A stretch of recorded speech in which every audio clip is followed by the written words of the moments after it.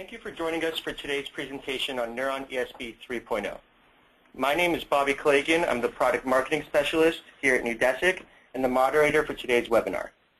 Today's webinar will be presented by Marty Woznicki, General Manager for Neuron ESB, and Shaiju Samuel, a Senior Consultant here at Neudesic. We will be sending you each an email with the link to today's webinar recording, so there's no need for you to take any notes during the presentation. If you are currently logged in to GoToWebinar, you should be able to see a title slide that says, "You asked for simpler integration, Neuron 3.0 delivers." If anybody is having a problem, please exit out and try re-entering using the link provided upon your registration. We'll start off with a few housekeeping items. All attendees will be set to mute for the duration of the presentation. Please also make sure that your headset is also on mute on your end to avoid any background noise. We strongly encourage participants to ask questions throughout the session by typing them into the questions section of your GoToWebinar panel. Please note that all questions will be held to the end, at which time I will present any questions asked to the appropriate speaker which will field the questions. At this time, I'd like to introduce Marty Woznicki. Hi, everyone. Well, thank you for attending our webinar. You asked for simpler integration. Neuron ESB 3.0 delivers. As most of you know, we actually just launched Neuron 3.0 about a month ago. We've actually done some incremental updates as well. We should be putting out another update tomorrow, which is exciting for us. So I am really happy to be able to put this webcast on to let the community know all the great things that we've done with 3.0. We're really happy with this release. We're very proud of this release. I think we've done a lot of great work to move the platform forward. Having said that, a little bit about myself and Shaiju. Between us, we've got quite a few years of experience when it comes to integration and working on these distributed systems. So I think I'm hoping this webcast will be very useful for you. There's a lot of things we want to cover with Neuron 3.0. As I said, we've done a lot of work. Certainly the platform update was significant for us. The most significant piece, I think, is certainly the new configuration management, right, as well as the user experience. So we'll be covering a lot of those things in detail. A little bit about Neuron ESB for anyone who may have forgotten what we are and what we do. At the end of the day, we are an enterprise service bus built on the Microsoft platform. I think we are the answer for the Microsoft platform out there right now. And as an enterprise service bus, I always take that to mean that, hence, we're solving the integration problem. In other words, the integration 101 problem, taking that spaghetti, chaos, and turning it into order, right? Providing adapters, a framework for building your own adapters so that you can bridge other application systems, technologies, and protocols, but also functioning as a web service platform. That means we've got to be able to facilitate web service patterns. We've got to be able to host our own services, be a functional intermediary as well. And I think on both things, we do these very, very well. One of the things we've tried to excel at with Neuron is our extensibility. Well, let me go back. So three core things that we really strive to achieve with Neuron. It's always about productivity on the .NET platform, right? And that means .NET developers should be able to use this very, very easily. IT optimization, everything from development through operations, and reducing that total cost of ownership when it comes to integration. You know, it's very common where, you know, IDC and Gartner and others will say, hey, you spend $1 on middleware, you spend $10 on outsourced application consultants. What we've tried to do with Neuron is provide a platform that's so easy to learn and use by .NET developers that you don't necessarily have to outsource a lot of that application development, right? And hence you can deploy in a fraction of the time and, you know, decrease your operational cost over time. You know, and that really means leveraging existing .NET resources because they're plentiful. This way you don't have to go out and try to find specialists everywhere. So that was my brief intro into Neuron for anyone who perhaps has forgotten. So first, let's go in the user experience. We did a lot of work here. Everything from setup, well, everything from setup to icons to even how we function and operate through the Neuron ESB Explorer. We really wanted this to be a very nice experience for anyone downloading our software. We also spent a significant amount of time on the samples. I think we've got 50 samples now that we're shipping. I think 18 or 20 of them are new samples. We're adding samples all the time. We also worked on our sample launcher. A lot of this is very different from the Neuron, certainly from Neuron 2.6. So I'm going to go ahead and actually go right in the product and show you some of these things. And we can actually compare these. So let me go in here real quick and bring that through.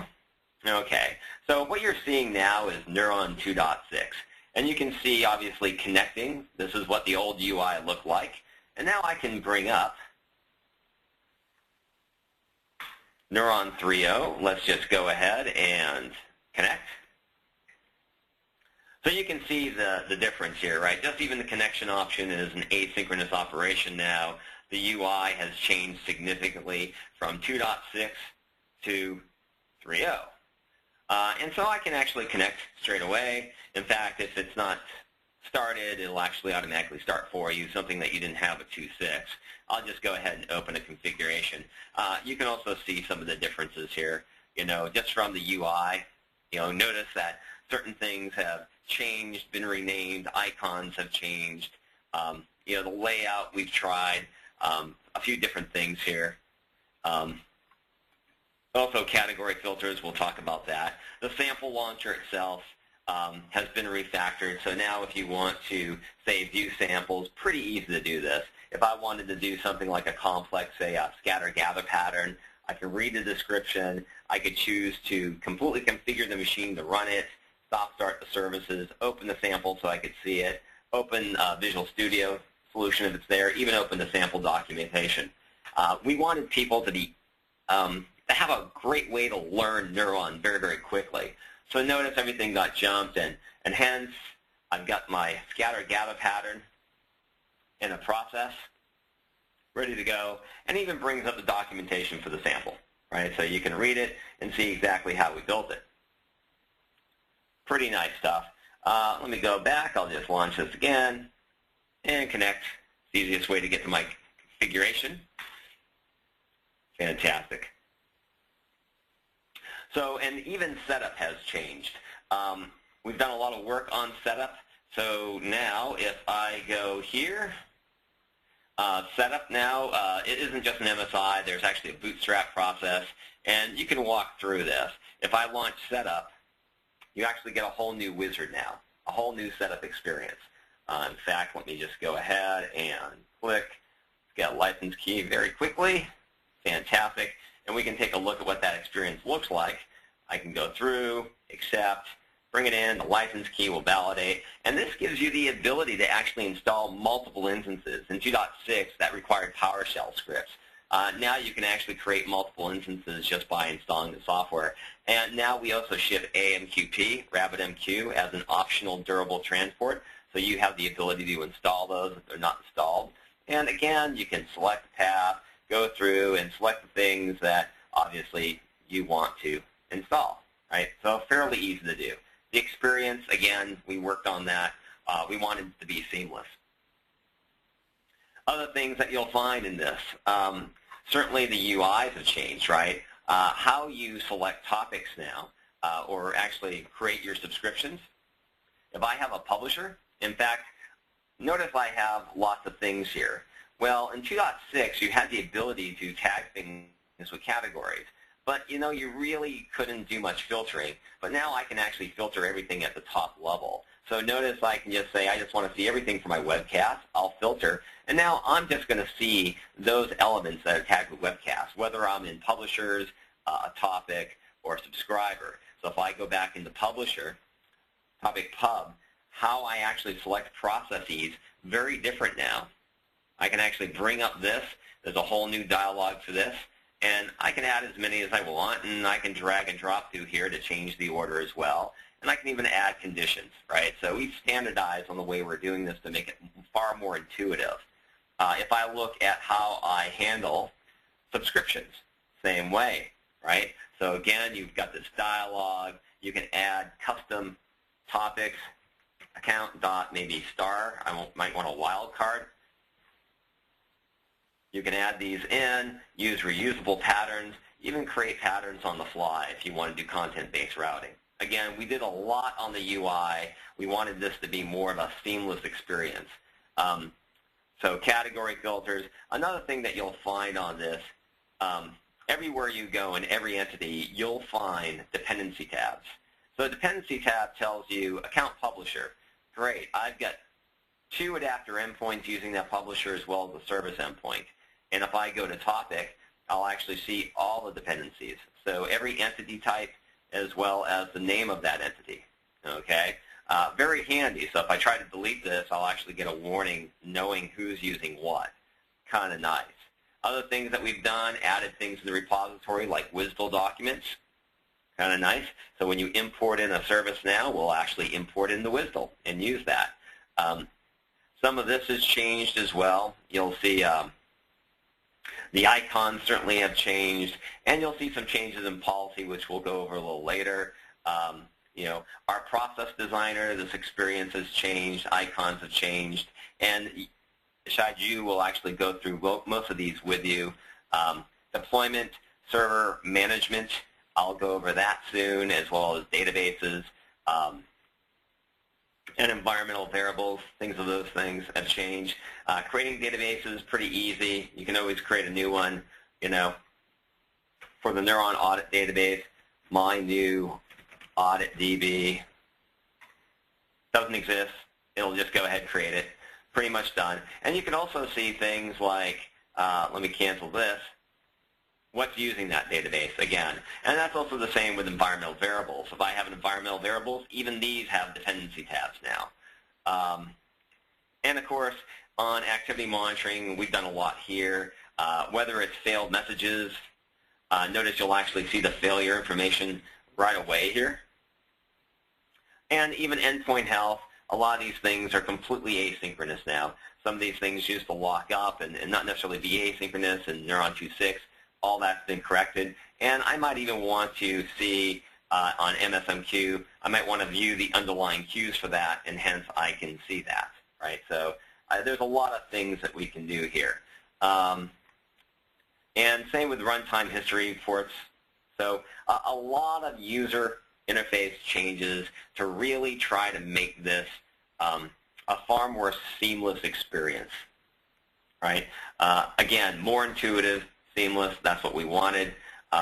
Let's go here and let me check this out. So process, category, icons, dependency viewers, subscriptions, server management is all there, and durable messaging activity chart. Fantastic. So let me go back in the slideshow. Current. The .NET Framework update was huge for us, right? Really what we ended up doing, we took our entire product, we compiled it on .NET 4.0. Now, what does that mean? That means, number one, the code process step in our process designer. It supports all the language enhancements, right? So that means developers who want to use things like link, they can use that directly in the code process step. You can even expose line numbers. Now, because we've compiled things on .NET 4, you know, in 2.6, you might have created custom process steps or even adapters written in .NET 3.5. The question is, do you need to actually recompile these against the 4.0 assemblies? And the answer is no. If you actually put those in there, we'll actually handle the redirects for you. So your existing adapters and process steps that were written in .NET 3.5 will actually work in Neuron 3.0 without change. We've done some pretty cool stuff with custom process steps, though, and Shaiju will actually show you those. And, you know, with the client API now, now that it's in .NET 4.0, you can do some pretty interesting things with, say, like the reactive extensions for .NET 4.0 that you really couldn't do with .NET 3.5. So it really gives developers new opportunities to do some pretty cool things. So if I'm going in here, let's just do this. I'll expose that, bring it in, and say I have a process here. In fact, let me just bring that out. And notice you have like a link sample. So here's a code process step in our process designer. I'm just going to select edit code. This will bring up a code window. And right now I'm showing lines. You can choose not to. I don't know how many people are familiar with our code editor, but you have full .NET IntelliSense, right? So this is full .NET language enhancements, full .NET IntelliSense. You can pretty much do anything you want in here. It's C# syntax, and you have, obviously, full access to the message, right, and to the headers. Fantastic. But notice I'm using link. Here I'm doing a link query, and I'm just going to go ahead and store that as a property, and then I'm going to write it out in debugger here. Fantastic. And then notice I can also use link and just do queries against the document as well. And then here I'm just writing it out to the trace viewer. Pretty easy to test this. I can simply hit the test button, put in my document, just like that, bring it out, and you'll see it's writing to the debugger in the very bottom here. All right, so again, because we've done .NET 4.0, you can do a lot of cool things. Also, with the code editor, notice that you can always add references to external assemblies here. And if you have a lot of process code steps in your business process, that can get a little tedious. Now, if you click on the actual process itself, you can actually add those references directly here.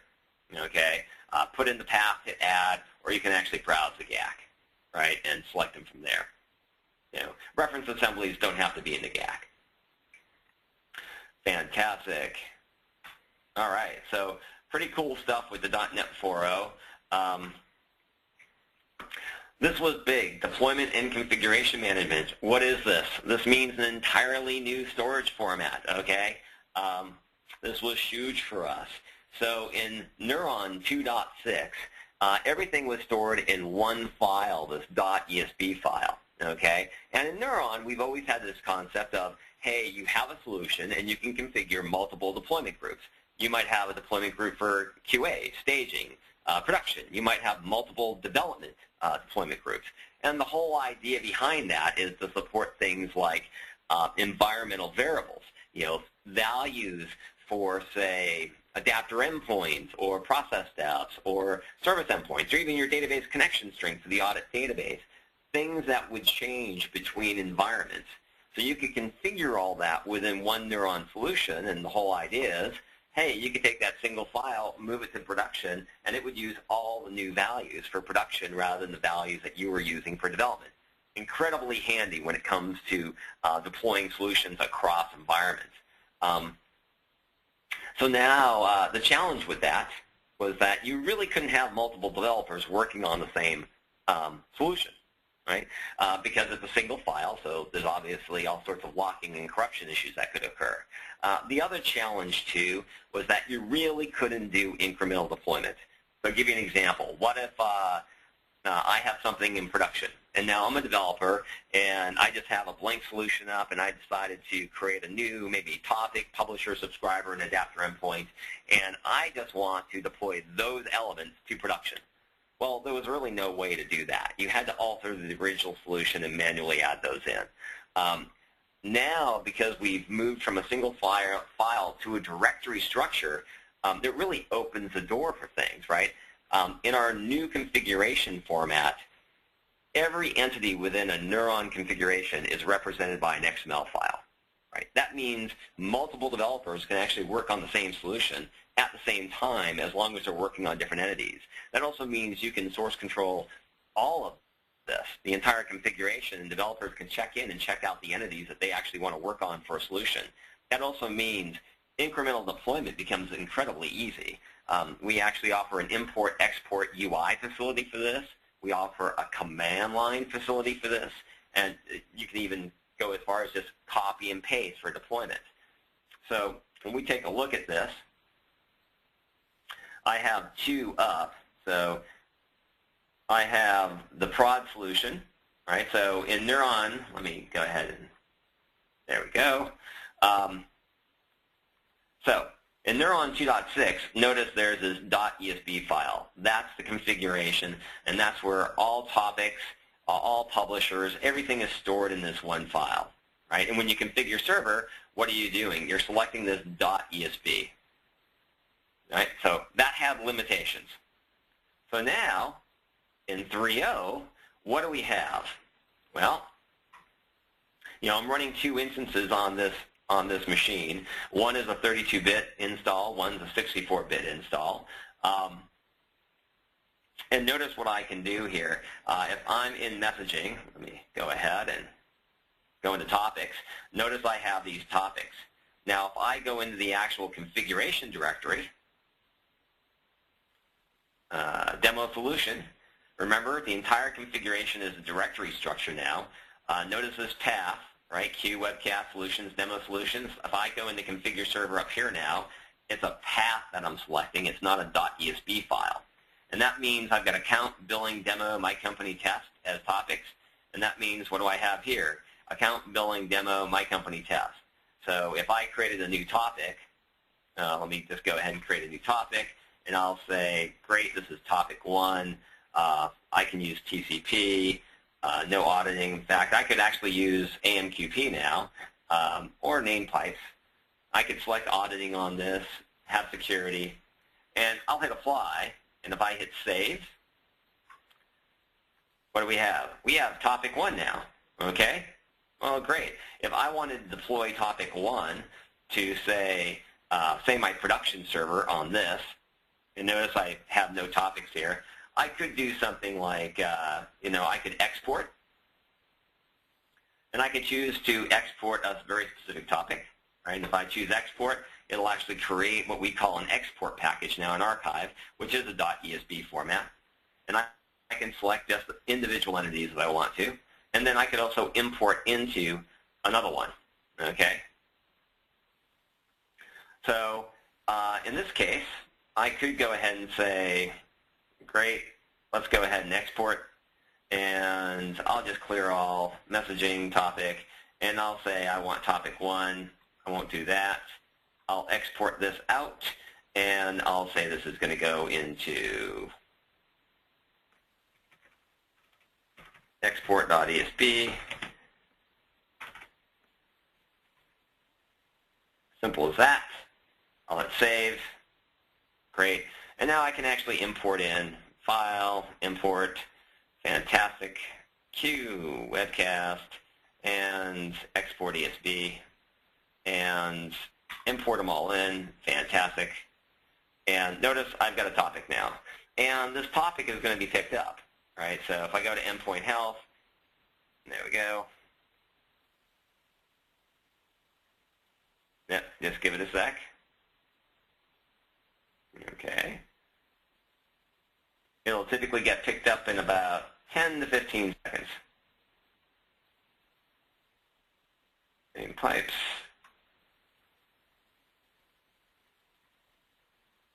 We go back, close, and connect.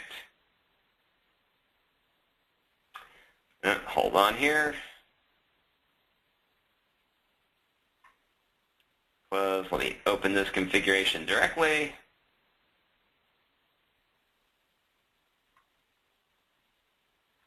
There we go. Let's try that import again.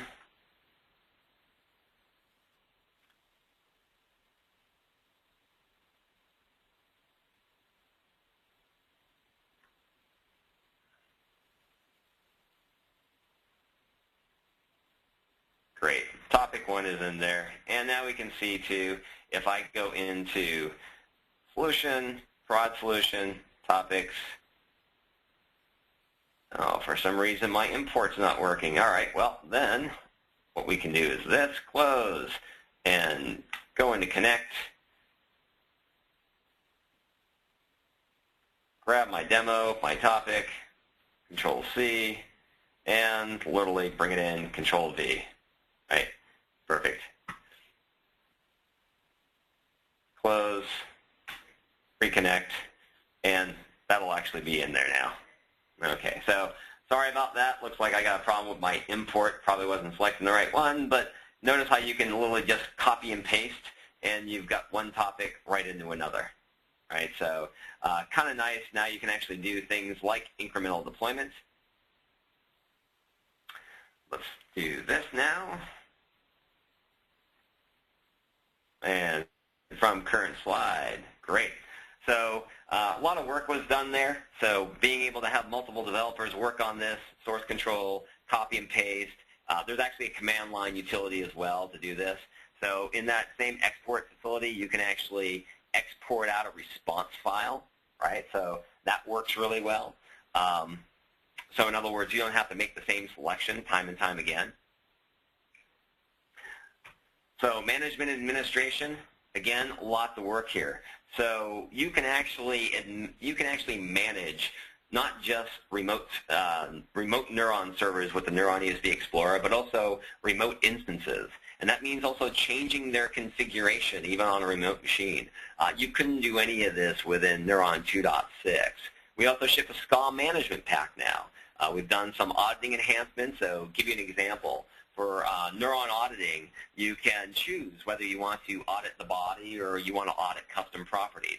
Before, we just audited everything. And then failed message processing by the bus. This is actually interesting because we've built custom solutions like this for so many customers. So we decided, you know, why not just build this directly in the product? But because it seems like something everybody wants. And then obviously the multiple instance support directly in the installer. So let me go in here, bring this down.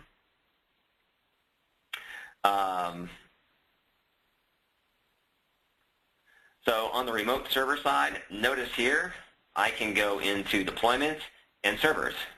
Notice I have both instances listed. Okay, so if I have multiple servers in my deployment groups, you know, here I can do something like my machine, and you'll see that my machine doesn't exist. Hit apply. Hold on here. My machine. Oh, okay, great. You'll see that this doesn't exist. So let me go into servers. And notice, right, I can't reach the machine, so that's okay. It doesn't exist. And notice I can see the x86 version, the 32-bit, and the 64-bit. If I want, I can go ahead and restart this right from here. Oh, let's save the configuration first. Yes, thank you. And notice this is actually restarting on this side. Right? So, and I can do this on remote machines as well. That also means I can configure this. Notice I'm looking at the prod solution on the other instance, whereas in this case I can configure demo solution, right, for this instance. So I can do all that. With server management, all these are asynchronous operations. I can actually see the Neuron event log here as well. So I can do that, and I can do that on any instance I'm looking at, right? So the source name will be the actual source, the instance name that you gave it. And I can also do things like email the event log out or even export this out. So we wanted to make things fairly easy. On auditing, we made some modifications as well. So if I go into something like process and say I have an audit step, you'll see a couple of properties. Number one, audit message body by default is true. But you could choose to just audit and only audit custom properties, not even audit the body. Or you could choose not to audit any of your custom properties. The nice thing about it is when we audit custom properties, we put those in a separate table, so you can actually do like link queries against the table in SQL Server. So you could store information coming in, like say purchase order numbers, purchase order values, etc., customer names into custom properties, and then build custom reports off of our tables now, where, you know, say customer name is Kmart, all purchase orders over $50,000. So you could actually do something like that fairly easily because now we've opened up the tables and we're not compressing and encrypting the message as we're putting it in there. And you could always put in an XPath statement to say instead of auditing the entire body, audit just this part of the body, whatever resolves to that XPath. Now, when we talk about failure support in the failed audit database, you saw under activity, I could go into failed messages, hit that, and notice failure. Great. I've got a failure here. And you could always republish and resubmit any of these things, right? You could edit this stuff do whatever you want, and you always can edit and add properties. Well, that's great. What you want to do, though, is maybe be alerted when these things happen. So now, if you go into, if you use either the ODBC adapter or the SQL adapter, you can configure these adapters. So we ship an ODBC and a SQL adapter. The ODBC is a very full-fledged, robust adapter. It supports pretty much everything on the planet, including SQL XML, SQL for XML, even though it's not ODBC. So hence, I have a connection string, and you can use our connection string builder. You can test that connection string, okay? And this has all been reworked, so all these things are kind of like asynchronous functions. We've done a lot of work on the ODBC side with 3.0. Notice you've got things like connection timeout, command timeout, whether you allow dynamic SQL, right? So if we do blacklisting, whether you want type parameters or not. In this case, I'm monitoring our failure database, and how I do it is I simply have this pointed to our audit database. And then this get failed messages for processing, this is a stored proc we ship, part of Neuron. And as a customer, you could edit that, right? There's no reason why you can't edit that to add parameters. And then you could use the ODBC adapter to add parameters to this, right? You might want to add parameters like perhaps, hey, I only want to republish these messages if the topic is X, or the exception type is X, or the party who originally published this is X, right? So you could add parameters to the stored proc fairly easily. So when this fires, this is going to bring in a batch of these failure messages. These things are going to be processed by pretty much a generic handler, right? So if I look at this, the only thing I'm doing here is I'm auditing the message to see what it looks like. And here I'm basically doing a synchronous split. I could also do an asynchronous split. So this aggregate batch splitter is pretty powerful because right now I have synchronous equals true. You could always set it to false, right? And then it's going to end up using the .NET thread pool. So you get a lot more throughput very, very quickly that way. And notice the split is just an XPath statement. And then I'm simply republishing every individual message to the demo.failure notification subtopic. Okay, well, I have a subscriber to that subtopic. That subscriber happens to be an SMTP adapter endpoint. Okay, so the SMTP adapter endpoint, again, this is a fairly robust adapter. Notice this, I'm actually setting all these actually at runtime using what we call environmental variables because these values might change per the environment. Okay, the attachment message is going to be this. And notice I have, this is the subject. I'm saying this is where to get the attachment. It's going to be in this XPath. And by the way, take the body and use XSL to transform it into some friendly, say, HTML format. That's pretty much all I have to do. Once I do that, I can generate a failure, and I'll get an email now. In fact, let's go ahead and try that. What I'll do is, you know, one of the nice things, and Shaiju will go into this, but with MSMQ-based topics, you know, there's this concept of dead letter queues and poison queues, and now with Neuron 3.0, we automatically monitor those kind of queues and publish that information into our failure database. The upside is that you get the failed message, and you also get all the context and error information around that. Right? Pretty nice. So, you know, I do have billing. So I have this test client up, and we ship test clients so you can easily submit things. I'll just go, hi, mom, right? And I'll send this.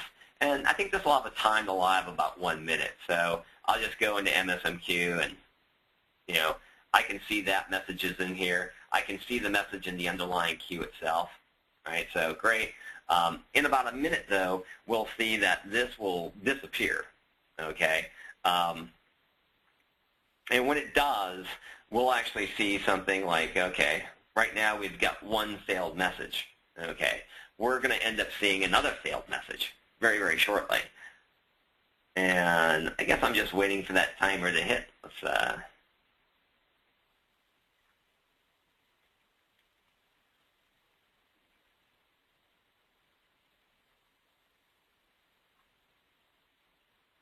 actually pretty excited about the automatically handling failed messages.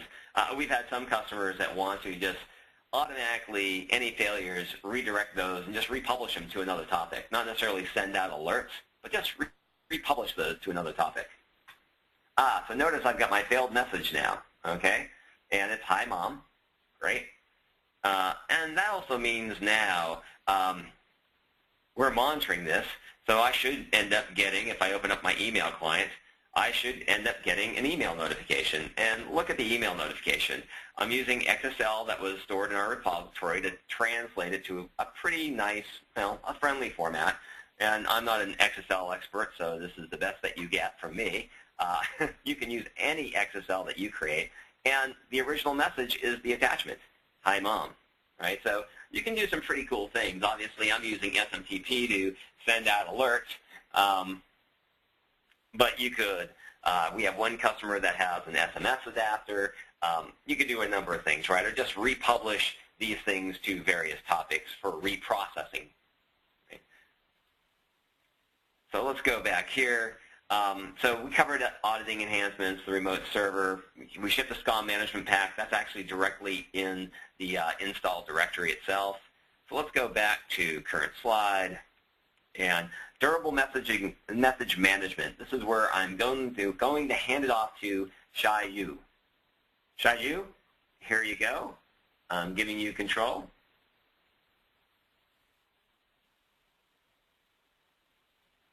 Thanks, Marty.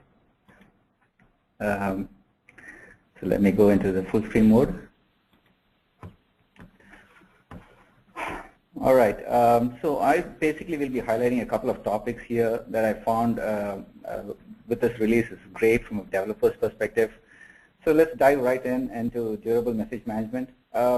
Basically, I'm going to reinforce what Marty just showed us. So Neuron ESB basically provides a hierarchical topic-based publish and subscribe model that mediates the routing of messages between parties or service endpoints or adapters. Now, durable, guaranteed, and reliable messaging, as well as in-memory message processing, can be provided by basically choosing the transport type that you would like to associate with your topic. Now, if you want durable and you want guaranteed and reliable messaging, you definitely would choose MSMQ or AMQP. So let's look at what's new in ESB 3.0 for these particular transports. Now, in the previous version 2.6, we had a few administrative features like creating, purging, and we could even check queues, and mostly everything about your local queues. You could only manage your local queues where you had the Neuron ESB Explorer installed. But now with the 3.0 release, we can actually manage all these functionalities that I just mentioned. Plus, you can even check if the queues exist and create those queues, purge queues, delete queues. You can probably go and you can view the messages. If you want to change the message in the queue, you can change it. You can go ahead, edit it, and republish it. A lot of nice features now with this 3.0 release. We can even do these kind of tweaking the messages and viewing the queues, all that stuff remotely. There are a couple of things we can't do, which is the create and the delete for remote queues. So let me go ahead and show you all these features because that will be much better. So I'm going to go to my Neuron ESB Explorer, and I have a sales topic. We are on the topics, and I have a sales topic just shown here. And you can notice in the networking tab, I have the transport selected as MSMQ. Now, on the right-hand side, you can see a lot of properties that Marty did mention, and I've actually tweaked a couple of properties here to demo a couple of the new features with 3.0. So I actually enabled dead letter processing, dead letter and poison message processing. I've set it to true. I've actually reduced the retry cycle to 50 seconds so that we can see the message, and I want to demo that to you. Reduce the retry cycle to 1 from the default values. One thing I would like to highlight is the security features that we have new. So we can have all these new cool functionality around authentication. We can set certificates here. You can check your encryption algorithms. We can even do this at runtime using environment variables. We can configure the custom dead letter queues or certificates even at runtime using environment variables. So I have a publisher here, called Sales Publisher, that looks at that publishes messages to this particular topic, and I have a subscriber called Sales Subscriber. Notice that this subscriber is basically disabled. I have enabled unchecked over here, so that is to basically demo the new feature where you have a message coming into the queue, and if you do not have a subscriber for whatever reason, maybe it's not configured, maybe it's down, inactive, or etc., etc. It could be any reason. Neuron 3.0 automatically handles that particular scenario and moves the message into the failed message database. So let's go to the activity tab, and if you look at the failed messages, I have it connected to my Neuron audit database. And currently I don't have any messages over here. I wanted to show you that. So let's go to my test client and publish a message and see what happens. So I have this test client open. It's actually going to publish a message that I'm going to write over here, hello, to the particular topic, and saying send. And you can see, notice at the taskbar, the message has been sent. Now if I go to the activity tab and look at the fail message and run the report, notice that this message has been moved over here, and look at the failure type. It says subscriber not found. That means we had the subscriber disabled just for demo purposes, but Neuron 3.0 took care of moving the message into the failed message database. That's cool. So you're never going to lose your message. So we actually take it a step further. Okay, the MSMQ is a durable transport, but what happens if the subscriber is not active? Okay, let's go back and let's go activate the subscriber and demo something else. So I'm going to enable this back. I'm going to click apply. I'm going to save the configuration because I need to do that. I'm going back to my test client, and let me go ahead, disconnect and reconnect back. I'm going to send another message, hello again. Oops, hello again. Okay, and I'm going to say send. Okay, notice I've sent that second message. Now if you go to the activity tab and click on the failed messages, you're not going to see that here. Okay, so the subscriber is not found. It shows up here. Let me go ahead and reconnect to my publisher once again so that it doesn't show up here. Go to my messaging tab. I have the subscriber active. Apply, save. Okay, I'm going to reopen the test client once again. Let me try this once again. Sales publisher connect. Send. Hello again. I'm going to click send. So let's go to the failed messages. Okay, so this time you don't see the message here, and we should be able to see the message in the MSMQ management server. So here in the management console over here, you can see that ESB, the Neuron ESB takes care of monitoring the queues underneath on the local server, and you can see in the subscriber queue there is a message waiting because we have the subscriber active, but we do not have a client that actually is looking for it. So we have it over here, and you can see that the message is showing us message count 1. We have a lot of features over here. We can view the message itself. We can republish it, or we can purge it if you want, right-clicking it. You can also right-click and delete the queue if you need. You can view the poison messages or retry messages. You can do a lot of things right from this console. Let's go ahead and refresh the message count and see if we have passed the 50-second mark. Once we pass the 50-second mark, basically it's going to get audited, and it's going to be showing up over here in this particular, and we have passed the 50-second mark, and you can notice immediately the message has been moved into the failed messages database. And if you notice the failure type, it is dead letter.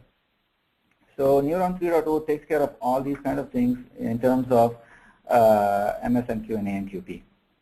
So let's go back to the slide, and let's go to the next topic which I'm really interested in. Now, business process management. The business process designer and the runtime experience is continually evolving, let me say that. So it's been evolving a lot, and in 3.0 we took care of, being able to help the users or developers like me to build robust business processes. Now the 3.0 actually ships with 34 different configurable process steps, and I will go through some of them today with you really quick. So it does everything from basically calling a service, updating a database or a queue, or passing an Excel file, a lot of stuff. Even we can create our own custom process steps if you need it. Now, and I'll go over that also. So let's go ahead into the slide. There are a lot of these features that I want to show, and so I'm going to go directly into the Explorer. I'm going to show it one by one. Okay. So let's go into the processes tab on my Neuron Explorer. I have a couple of processes that I've already built for time purposes, so that I can just quickly demo all this stuff to you. Now, one thing that I would like to highlight is the zoom feature. So we want to increase productivity. We want to make things easy for our developer who actually builds the core logic. So you press the control key on your keyboard and you use the mouse wheel to scroll up and down in zoom for you. This is really cool, and it helps rather than going and choosing the toolbar and changing the zoom. You can actually do that using a mouse and a control key. That's really cool. So from a usability, we actually tried a lot of improvements. This is one of them. Let's go to one of the new shapes called detect duplicate messages. Now, what this does is we can actually, for many third-party applications or transports like FTP or file or the latest Azure Service Bus, it does not support guaranteed one-for delivery of messages. So, but there is always a case where we would need to integrate with such applications. So, Neuron ESB 3.0 takes care of, okay, I'm going to take care of that consistency part where I won't allow duplicate messages to come in. So we can do that by using this particular check duplicate message shape. So you can set those properties over here, the unique ID that you're looking in the message that's coming in, and also you can configure the window in which the message comes in, meaning the time or the time span, if you will, between the messages, the duplicate messages. So in this case, for demo purposes, again, I've made the time span really short, 15 seconds. And the unique ID I've configured in the code, if you look at the code, you can see I've always passing in 1001. What this does is basically I need to go and get my audit database connection string. So go to the audit deployment tab, audit database, edit connection string. I'm going to copy my connection string for my audit database. Go back into processes, go to my detect duplicate messages. I'm going to run. And what this is going to do is basically I'm going to create a custom property and provide the connection string to my audit database.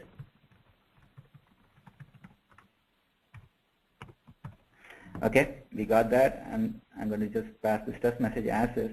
What happens now is it's going to check, okay, this is the message. This is coming for the first time, yeah, and it goes into the no branch. Now we have a 15-second window, so let me go ahead and click that again, and say I'm going to pass the same message again. It's going to be the same unique ID.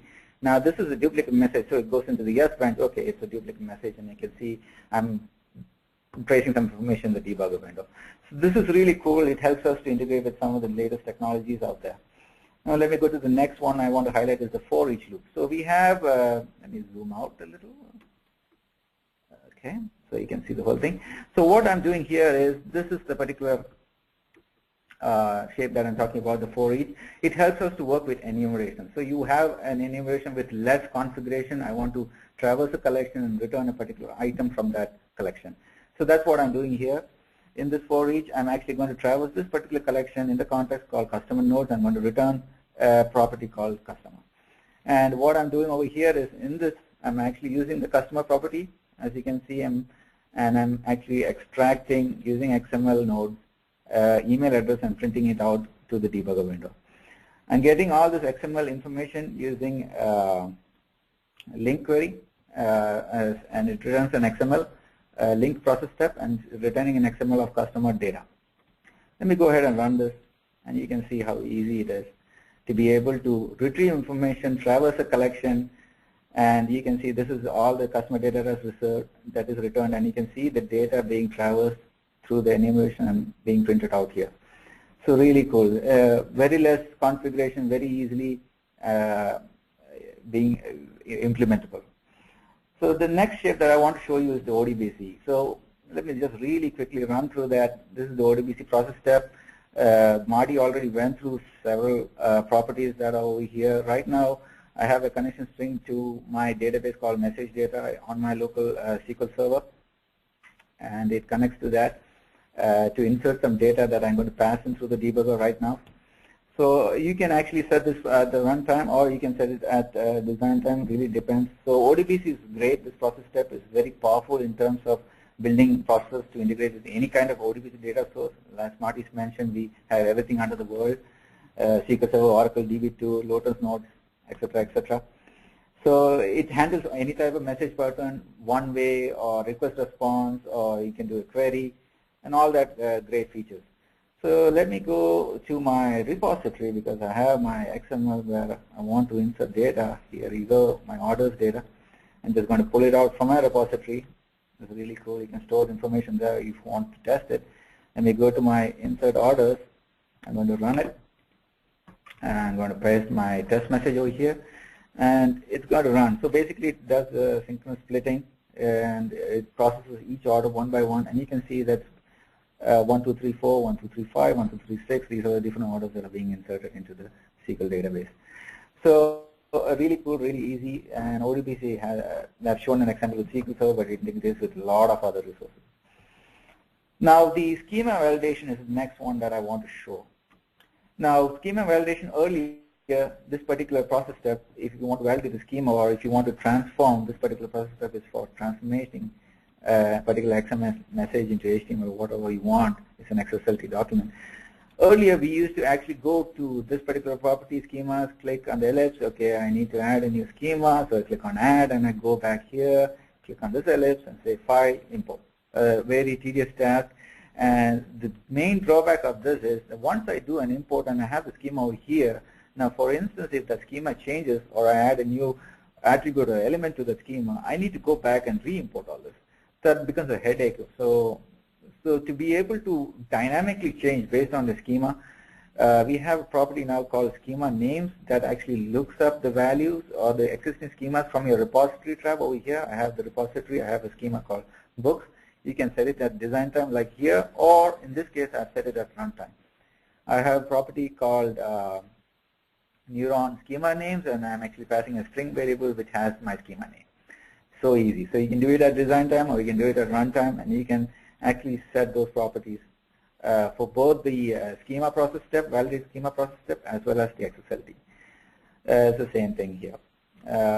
We have got away, so in this you can see a property called XSLT name that actually looks up the XSLT from the repository. Really cool.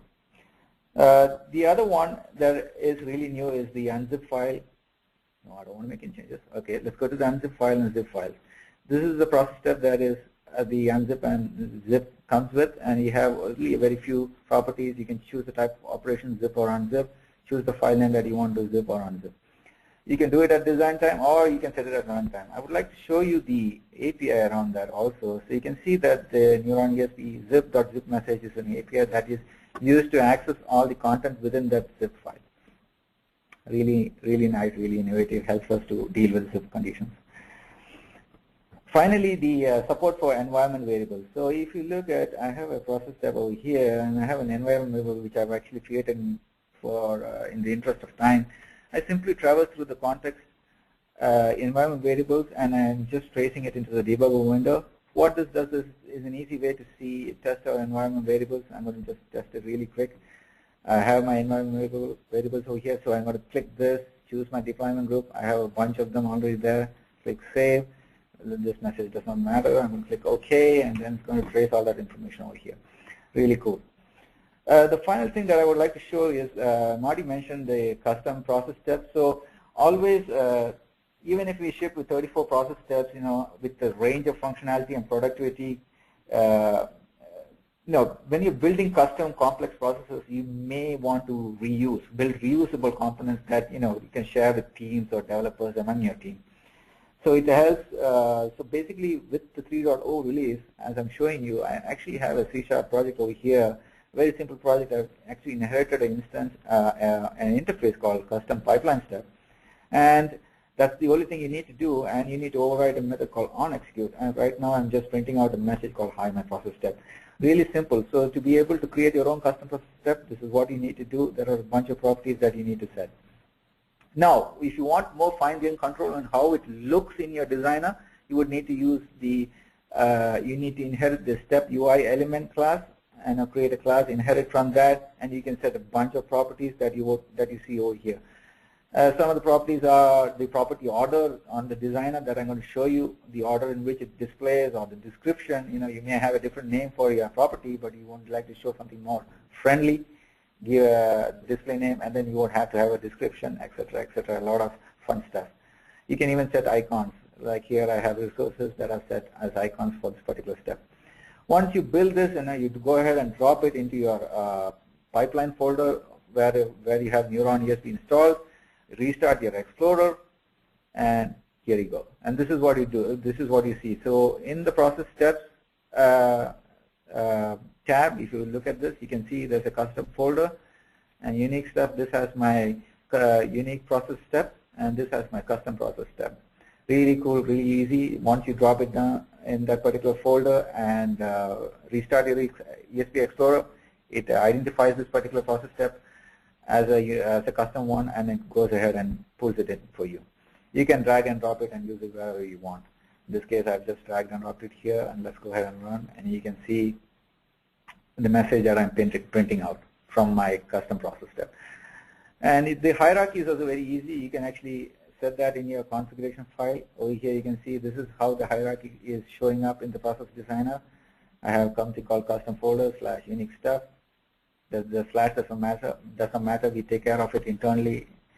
This custom folder means that this is a particular custom folder under the hierarchy that this particular process step should show. So that is what is showing up over here. And so those are some of the great stuff that I wanted to show here, and I think I've been successful in that. So with that, I'm going to give the control back to Marty. Thanks a lot.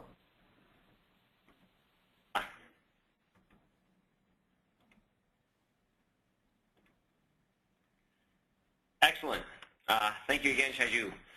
So one of the things I want to actually go back to, looks like I made an error and forgot a little step when you're importing in these packages.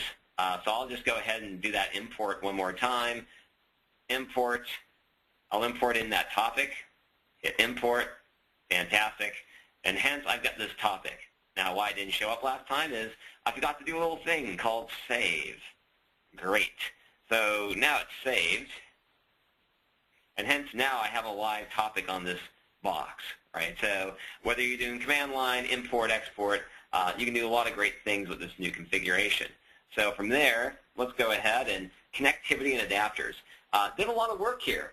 First, we added RabbitMQ, AMQP as a transport for topics. So Neuron's fairly unique insofar that as an architect, you can define a topic and you can determine the quality of service as well as the transport for the underlying messaging for that. We also included things like the Microsoft Exchange and POP3 adapter and an email API for attachments. We also have in our latest 3.0 update a FTP adapter, and that complements our existing FTPS adapter. And I'll show you that. We've made some enhancements to the ODBC adapter, and some of those enhancements I showed you just from the UI, but there are actually other enhancements too, like you can do batch submittals with the ODBC adapter, and now you're not just doing a batch of table inserts, you can actually do a batch of stored proc executions. And then of course we've made some enhancements to the FTP adapter. So let me go out here and bring that down. If I go back in here, so on the adapter front, some of the things that you'll see is under connections, adapter endpoints. If I take a look at just the FTP adapter, I'll expand that and take a look at some of the properties that you have. Some of the new things we added, being able to archive the file after download. And on the subscribe side, in other words, you might want to archive this on the actual FTP server, okay, after you download it, because maybe you can't delete the file. Other cases, when we're actually sending something to the FTP folder, you can actually choose to overwrite and even have a file ready scheme. So these file ready schemes are actually fairly important. It's very common where you're uploading a large message, someone might be trying to copy it while you're uploading it, and they're not going to get the correct message. So you have a way to handle that by using a temporary extension. And that's the same thing with when we're publishing to the bus from the FTP directory, right? Insofar as you can say, hey, great, only these file extensions either exclude or include certain ones where we know, hey, these are complete files. So on the send side, we'll actually do a rename. So hence our SFTP adapter we're shipping now. Hit cancel, bring that up. SFTP, right? So you can still choose how many connections you want, accept any host key, obviously, your secure mode, whether that's password or whether you're using a private key. You can use the PuTTY Gen utility, and again, supports pretty much all the features that the FTP adapter supports. Lots of things there. Obviously, a POP3 and exchange adapter are included. If you go into here, whether it's POP3, again, you have all the properties. And POP3 is nice. It goes against the inbox. It's a protocol, obviously. When you're using the exchange adapter, you can actually pull exchange in the cloud. This works over HTTP, and you can obviously do a hierarchy, right? You don't have to just be relegated to the inbox, and you can choose what you delete, things of that nature. Kind of nice around that. And then there's obviously APIs that handle this. If you're doing email processing, being able to get all the properties in the email, pretty easy to do, right? Email, getting all the properties, and then being able to loop through all the attachments and serializing it out. So being able to deal with an email message is fairly easy with the API, just like dealing with the zip API. We wanted to make that pretty easy to do. Okay. Let's see here. Connectivity side, let's go and from current slide, fantastic. Service broker enhancements. So did a lot of things with REST. We were shipping a lot more REST samples. We actually ship a JSON library now. We actually ship samples on how to use JSON with REST. Some big things, though, that we did was the REST API, policies to support REST, as well as WSDL, right? We host our own services. So now, give you an idea of that. I'm in here, and maybe I have, anytime I import a service, we'll actually import in the WSDL, which also means if I have a service endpoint, something like client service, I can actually choose to configure it with the WSDL I import, okay? So I have these options now. So that means if I do that, and I have, say, this URL, if I put this into a browser, I'm actually going to get the WSDL back for it, right? Before we just did typeless endpoints, so we don't do that anymore. In other words, that's an option that you can use. If you're dealing with REST endpoints, say if you've changed this binding to, say, a RESTful binding, well, it's very common. With REST, 200 means it's okay. 400 means it's probably not okay. And we have service policies that can be associated with any endpoint, okay? And these service policies tell you kind of things of, hey, what the timeout should be, and how many retries should you have, and what should you do once those retries exhaust themselves. It even has availability options. Okay, now on the REST side, now if you're using REST endpoints, you can actually choose which status codes to include or exclude as an exception. Right, so we'll actually inspect that now, and from an API perspective, what we've done is before we had custom properties that you'd have to set, say like content type, things of that nature. Well, now you can access all that right from this HTTP API, right? So you have access to all the headers, method queries, status codes. You can set everything and read everything right from this API rather than trying to remember all of our custom properties. That was real big for us as well. Kind of makes using REST a lot simpler for us. Okay, so let's see here from current slide.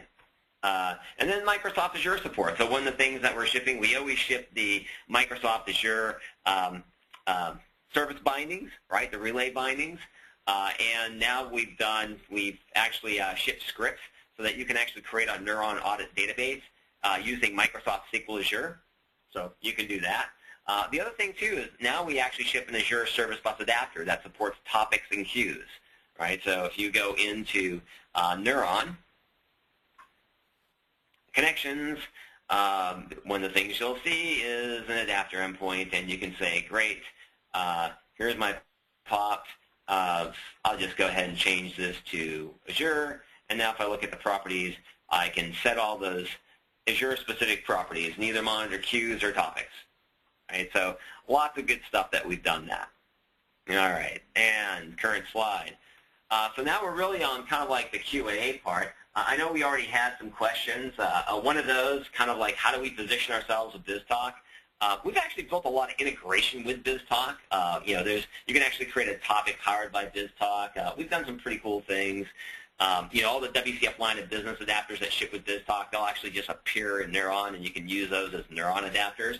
But generally speaking, Neuron does many of the same things that BizTalk does. It just does it better, faster, and easier, right? And .NET developers can learn our product in a fairly quick amount of time where, those are big challenges with BizTalk, right? BizTalk tends to be a far more complex animal and much harder to use for organizations. Things that we don't do today, though, are kind of like long-running orchestrations, right? We don't do those today. However, that's something that we are shipping at the end of summer. We also don't ship like an EDI stack. We don't ship, HL7 or a Swift stack. Those are things that we don't do today. Let's see here. Obviously, do we support Azure queues? We do. We actually ship an Azure Service Bus adapter that supports topics and queues.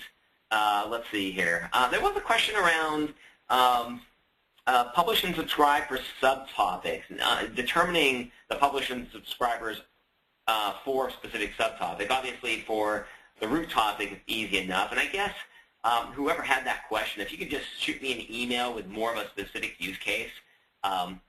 There's obviously, it's easy for us to do. If I have the use case, it's something that we could probably add and build in fairly quickly. Does the SQL adapter support OData? The question for that, and I believe the answer for that is no, right? And I'm sure ODBC, I don't know if ODBC is supporting OData. That's a specific standard from Microsoft. Let's see here. And do we get WSDL merge or create feature from imported services? So when you import, we'll actually grab the WSDL and we'll store it in our WSDL repository. We don't have a facility for you to create WSDL on the fly yet, although that's actually on our roadmap to deliver at the end of summer. We actually use a third-party add-in with Visual Studio. Someone sends me that email, I'll go ahead and send them the link to that. And that seems to work fairly well for people. It's a free add-in. So I guess it's open for any other questions. Thanks, Marty. I'm going to follow up with a few more questions that are just coming through from the audience. One question is do you have a Salesforce adapter, or do you plan on incorporating one in Neuron in the future? Yeah, we're actually doing, so Salesforce is interesting. We have some folks doing some interesting work with Salesforce right now. We built some integration for HP at one point. A Salesforce adapter is actually on our fairly immediate roadmap. Great, thank you. I think we'll be able to do some unique things with Salesforce, especially from, the propagating events from Salesforce into Neuron, which is actually very interesting. Seems like, it's calling out the Salesforce is actually fairly easy. And building an adapter for that is easy, but the notification side is fairly, is very interesting. Great, thank you. And since we're going over on time, I want to be sensitive to everyone's time. I'm going to go ahead and ask that Marty manually replies to all your questions via email after the presentation, but at this time I would like to ask you 2 poll questions, if you would. The first question being, are you interested in a Neuron ESB trial? Please click yes or no.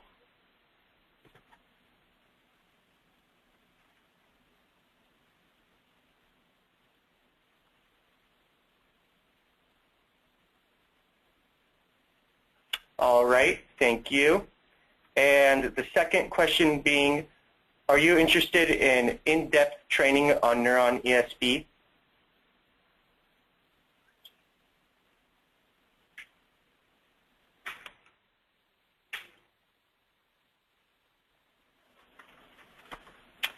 Great, thanks again, everyone. That concludes today's webinar. I want to thank everyone for joining. Again, we will be sending a follow-up email to everyone that has attended and registered with the recorded webinar, along with more steps if you're interested in in-depth training or signing up for a trial. So again, I'd like to thank Marty and Shaiju for presenting today and everyone that joined. Have a great day.